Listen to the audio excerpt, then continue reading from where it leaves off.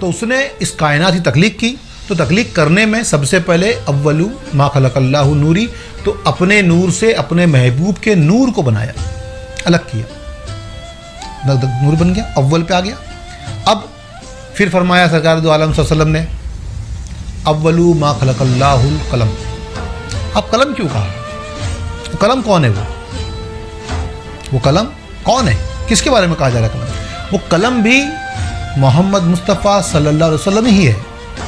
कैसे?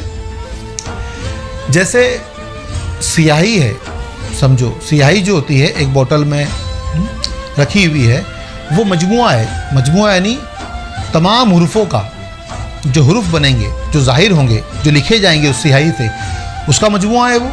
लेकिन क्या वो पढ़ा जा सकता है? वो पढ़ा नहीं जा सकता। पढ़ सकते हैं उसको? पॉसिबल है? नहीं है पॉसिबल। कि स्याही बोतल में रखी हुई है, आप पढ़ के बताओ उसमें क्या लिखा हुआ है? कुछ नहीं दिखेगा। लेकिन हुरूफ तो उसी में है कि नहीं है? हुरूफ उस स्याही मौजूद है कि नहीं है? है, क्योंकि वही स्याही कागज़ पे जब लिखी जाती है तो हमको अलग अलग अलग हुरूफ पहचानने में आते हैं। उससे पहले पहचानने में आते हैं क्या? नहीं पहचानने में आते ना। तो यही चीज़ समझो कि इस दुनिया में अपने वजूद को जाहिर करने के लिए, अपने नूर को जाहिर करने के लिए, अपनी पहचान के लिए अल्लाह ने अपने नूर से एक नूर बनाया, नूर मोहम्मद सल्लल्लाहु अलैहि वसल्लम अलग किया। और उस नूर को, उस नूर में वो ज़ात, वो स्याही मौजूद है। वो कलम के अंदर वो स्याही कौन है? वो ज़ात रब ताला का नूर खुद मौजूद है। अब वो कलम कौन है? मोहम्मद मुस्तफ़ा सल्लल्लाहु अलैहि वसल्लम। उसके अंदर स्याही कौन सी है? वो अल्लाह का नूर। उसके अंदर स्याही कौन सी है? वो अल्लाह का नूर खुद है। समझे?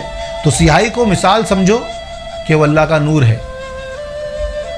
अब वो स्याही जामे सूरत में, यानी जमा की सूरत में एक जा है, एक बोतल में है या पेन के अंदर है, तो वो हमको हुरूफों में अलग नज़र नहीं आएगी।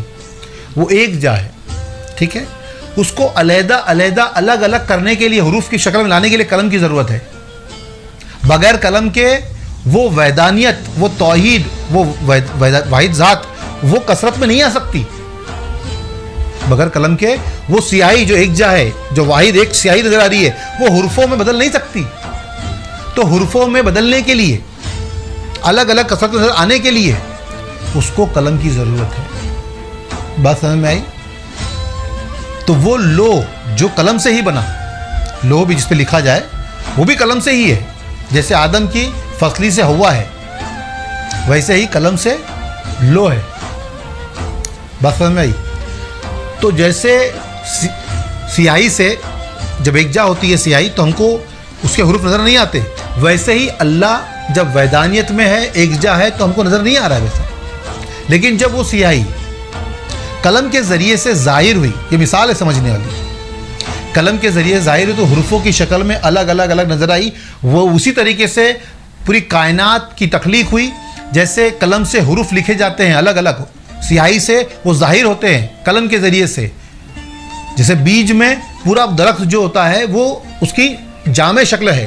बीज क्या है? दरख्त की जामे शक्ल है, जमा की शक्ल है। एक जगह पे पूरा दरख्त है वो, भले ही वो छोटा सा है, बीज तो छोटा सा ही है, लेकिन वो दरख्त की जामे शक्ल, यानी वो जमा में जो शक्ल है दरख्त की, वो किस में है? वो बीज के अंदर है।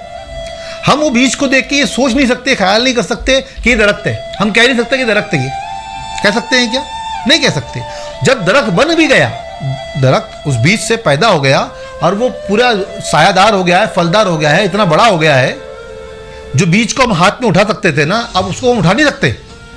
इतना बड़ा दरख्त हो चुका है वो, लेकिन अब हम उस दरख्त को बीज नहीं कहते।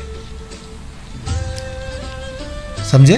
पहले वो दरख्त जो था वो बीज के अंदर था, तो हम बीज कह रहे थे उसको, लेकिन वही बीज दरख्त बन गया तो हम उसको बीज नहीं कहते, दरख्त कहते हैं। बात समझे? तो वही पूरी जमा शक्ल, जैसे दरख्त की पूरी जमा जो है ना वो बीज है, उसी तरीके से इस कायनात का मजमुआ शक्ल कौन सी है? तो वो रब ताला का नूर है। समझे? तो जैसे हम बीज को दरख्त नहीं कहते, वैसे इस नूर को जो है ना पूरी कायनात में हम यकीन नहीं कर पाते कि कायनात के अंदर वही जामे शक्ल है अल्लाह की, लेकिन वो कसरत की शान में है, अलग अलग शान में, वहदत से कसरत में आ गया है। समझे? अब इस कायनात को तुम वहदत समझो या कसरत समझो, तो ऐसे भी सही और वैसे भी सही। आप इस कसरत को कहो कि वहदत का मजहर है ये, जो वहदत ज़ात है उसका आईना है ये, तो उसका ही वजूद पूरी कायनात में मौजूद है। अगर ये कहो तो ये कसरत है। और वो जो अव्वल में नूर था वो वहदत में था, वो वहदत से कसरत में आया। तो अब तुम कसरत कहो इसको या वहदत कहो, ऐसे भी सही वैसे भी सही। तो कलम से यानी कलम के ज़रिए से जैसे हुर्फ अलग अलग हो जाते हैं, अलहदा होते हैं, यानी वो जमा शक्ल से अलग अलग शान में हुर्फ नज़र आते हैं, वैसे ही वो नूर पूरी कायनात में उस कलम के ज़रिए से, यानी अल्लाह का नूर, वो सियाही उस कलम के ज़रिए से पूरी कायनात के अंदर अपने जामे शक्ल से अलग अलग हुर्फों में, यानी अलग अलग हद में आ गया, वजूद में आ गया।